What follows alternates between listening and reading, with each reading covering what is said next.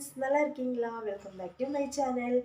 நாம கருவாடு வச்சு கருவாடு குழம்பு தொக்கெல்லாம் செஞ்சுருப்போம். ஆனால் இன்னைக்கு புதுமையாக கருவாடு வச்சு ஒரு சட்னி தான் செய்ய போகிறோம். நீங்கள் அது செஞ்சுருப்பீங்களா எனக்கு தெரியல. இது ஒரு ட்ரெடிஷ்னல் விஷயம்தான், ட்ரெடிஷ்னலாக டிஷ்ஷு தான். எங்கள் அம்மா பாட்டி அவங்கெல்லாம் அந்த அடுப்பில் கருவாடை சுட்டு அந்த மாதிரி ஒரு சட்னி செய்ய போகிறோம். ஆனால் என்னால் அந்த சுட்டெல்லாம் எடுக்க முடியல. அது இல்லாமல் வேறொரு மெத்தேட்லையும் நான் பண்ணியிருக்கோம். கண்டிப்பாக நீங்களும் ட்ரை பண்ணி பார்த்து என்ஜாய் பண்ணுங்கள்.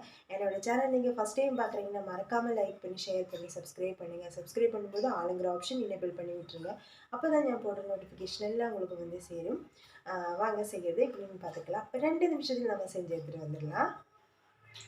இந்த கருவாடு சட்னி இல்லைன்னா சம்மந்தி செய்கிறதுக்கு நான் நங்கி மீன் தான் எடுத்துருக்கோம். நங்கி மீன் 2 ரகம் இருக்குது. ஒன்று பெரிய சைஸு, ஒன்று சின்ன சைஸு.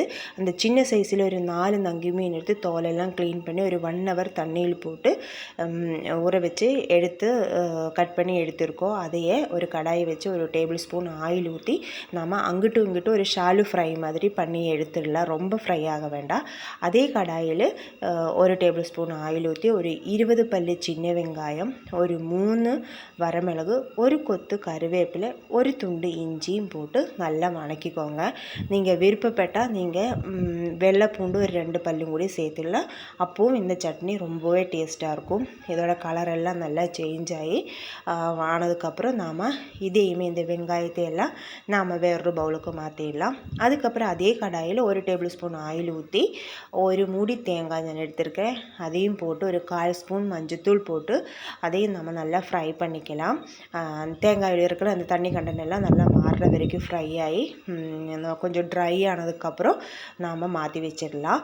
அப்புறம் இதெல்லாம் நம்ம மாற்றி வச்சுருக்கிற இந்த வெங்காயம், அந்த கலவை, அப்புறம் தேங்காய் இதெல்லாம் ஆறுனதுக்கப்புறம் நாம் ஒரு மிக்ஸி ஜாருக்குள்ளே இதை எல்லாத்தையும் போட்டு நாம் ஒரு மிக்சியில் ஒரு 2 தண்ணியெல்லாம் ஊற்றாமல் 2 சுற்று தான் போட்டு எடுத்துட்டாங்கன்னா நம்மளோட கருவாடு சட்னி ரெடி ஆயிடுச்சு. நீங்கள் இதை சாதத்துக்கு கூட சாப்பிடலாம். அது இல்லாமல் நம்ம கஞ்சி வச்சு இது சைட் டிஷ்ஷாக வச்சு சாப்பிட்டோன்னா அப்படி ஒரு டக்கரான ஒரு டேஸ்ட்டாக இருக்கும்.